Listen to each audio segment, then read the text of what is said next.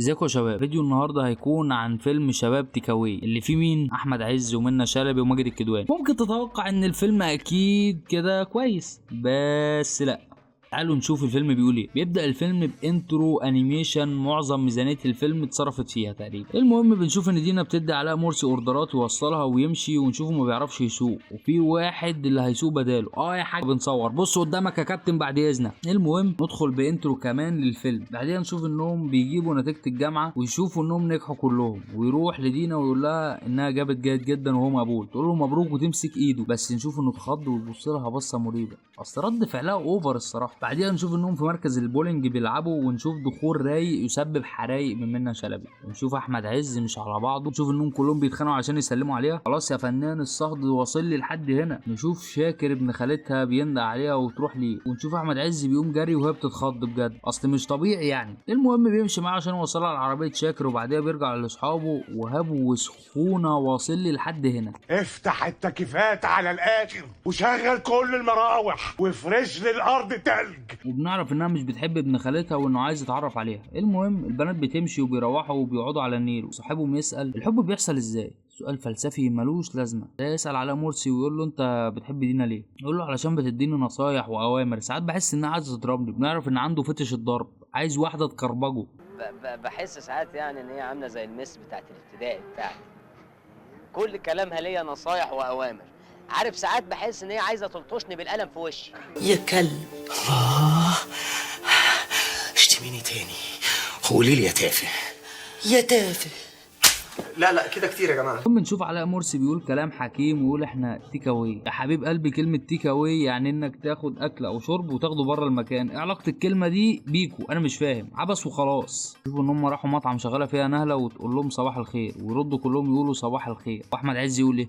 صباح الورد، صباح الياسمين، يا صباح المهم يفضل يحرق كتير وتقول له همشي. لا خلاص هطلب. المهم نشوفهم راحوا في مكان فيه العاب اركيد، وعلاء مرسي رايح يشقط البنات وهم معاه، وتبا لشياكته وجاكيته الجلد مقوي قلبه. يطلع معاهم صحابهم ويضربوه. مفيش ضرب منطقي يعمل كده يا جماعه. بقيت ميزانيه الفيلم راحت في الكاتشب بس. بعديها نشوف احمد عز بيقول لهم شوفوا بقى انا هعمل ايه. انه اوسامهم بيدخل يقول الكلمه السحريه بتاعته احمد عز تجمع، وفعلا بتجيب نتيجه وتروح معاهم بيت علاء مرسي. نشوفهم كلهم هناك علشان يمارسوا البغبغاء. بعدين نشوف ان ابوه جه البيت، ونشوف انهم بيحاولوا يهربوا البنت، ويفضل يقول دخل الشنطه اوضه النوم، انا داخل اوضه النوم. ابوه يدخل يقعد على السرير، يفضل يقلعوا الجزمه علشان هم قاعدين تحت السرير، ويفضل يقول اطلعوا بقى علشان يخليهم يخلعوا. بعدين نشوف انهم ودوا البنت في شقه حد من الجيران علاء مرسي. بعدين نشوف ان البنات بيكلموا دينا انها تغير ستايل لبسها علشان تعجب علاء مرسي. بعدين نشوف ان ماجد وصاحبته راحوا لدينا وتقول انها جابت كمبيوتر جديد بفلوسها. لا عامله زيي بشتغل عشان اجيب اللي نفسي فيه. وده منطقي انه يتحط من مخرج الفيلم اللي هو مؤلفه برضه. تلاقيه اتخنق من كل شويه هات يا بابا فحطها في الفيلم نوع من انواع الاسقاط، او ممكن يكون عبث وخلاص يعني عادي. بعديها يروحوا حفله المفروض انها قريبه من التكنو، بس رقص سيء للغايه مؤذي للعين البشريه.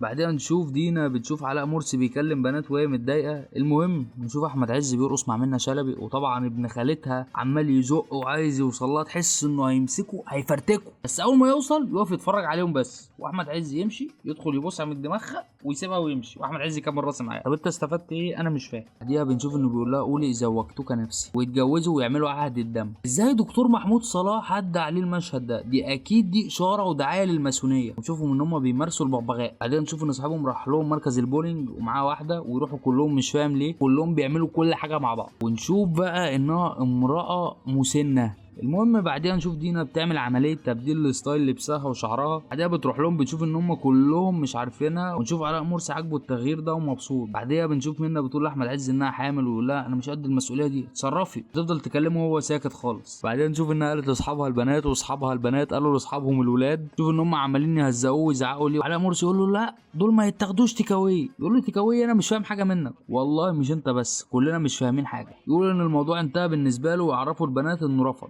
وعلاء مرسي يقول ان الحق مش عليه لوحده وهي مش غلطته بس، ومنى تسيبهم وتمشي، ونشوف انها هتروح تجد الطفل. نشوف عادل واقف في البلكونه وشاف اخته وفكرته بالموضوع تاني. صاحبتهم بتقول لهم انها رايحه تجد، ونشوف انها كلمت عادل ورايح علشان يلحقها، وفعلا بيروح علشان يلحقها، ويروحوا يمشوها ويقول لها هتجوزك. الفيلم يخلص وفي الاخر ما تشوفش الفيلم ده، هو سيء وعبيط قوي. وما تنساش تعمل لايك وشير وسبسكرايب لو اول مره تشوفني، سلام.